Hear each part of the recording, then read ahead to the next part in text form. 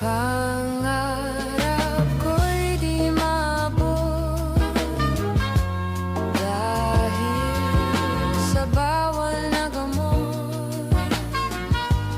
Labis ko nang pinagsisihan ang aking kamalian. Okay, sarap ng buhay kung siya'y aking nalalanghap. Akala ko ang mundo ay wala nang katapusan, at nang ako ay magising sa kasalanang nagawa.